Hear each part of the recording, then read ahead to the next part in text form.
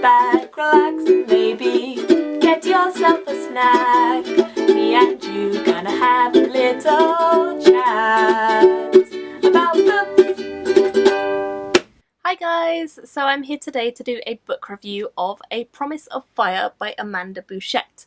Now, if you've seen the thumbnail for this video, you might have an idea of how I felt about this book. I was sent this for review because it's a YA fantasy, which I always do like to give a try to.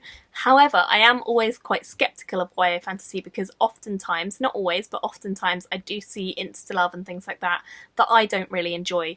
So, I was a little sceptical, but I hoped I would like it. And at first, everything seemed great. I started reading this, it seemed like it was going to be a fun, really awesome little fantasy book.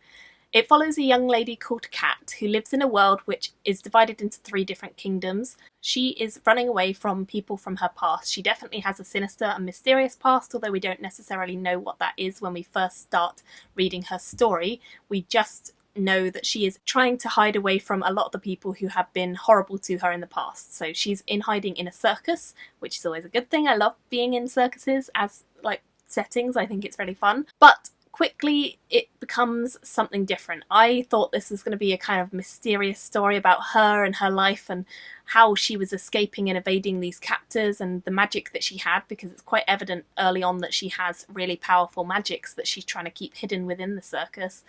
I just thought it was going to be really, really fun.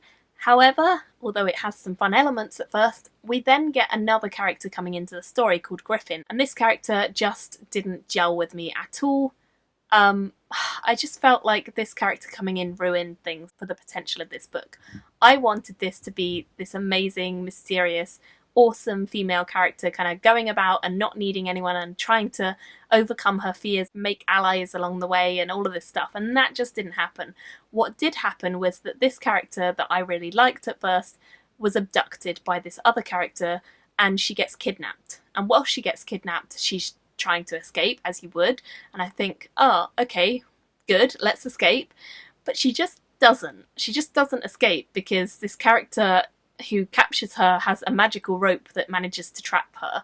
And as time goes on, things start to get a bit iffy and they start to form this love relationship, which I really had a problem with because I just didn't feel like it was genuine and I didn't feel like it was something that this character would have done if they'd been properly developed.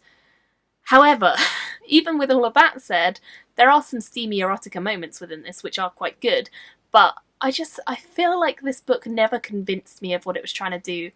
The ideas of these magical powers and the way that this world was set up was all interesting, the politics, the magic was cool, but I just felt like this character never got developed to a point where I believed in her or any of the other characters. And I also felt like this plot it didn't quite captivate me the way I wanted it to. It didn't draw me in. It just annoyed me, and I got really frustrated at times with this character who abducted her, trying then to seduce her as well, and then her falling for it. I just didn't like it. I had real problems with the weirdness of the romance. It felt so cliche and so unreal to me that I just couldn't get behind it. Even though I did like elements of this, for example, our main character has dragon breath, which is like she can melt people, which is pretty cool. I just didn't feel like it got to that point where I wanted it to go, and so I just couldn't give this more than 2 stars. It was okay, it was nothing more, it was frustrating at times.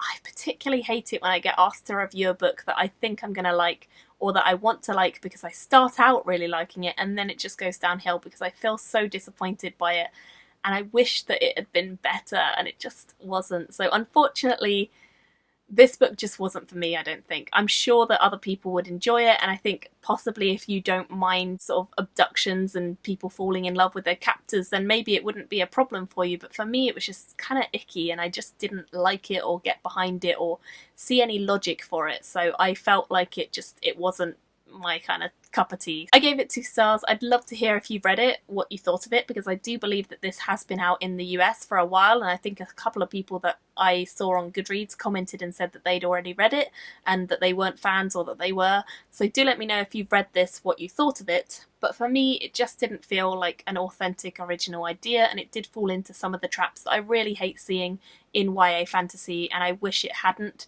and I wish it had done something a little bit more different. Thank you all for watching, and I will see you in my next video very soon. Bye! Thank you for watching my video today. Go pick up a book, then come back and chat with me again.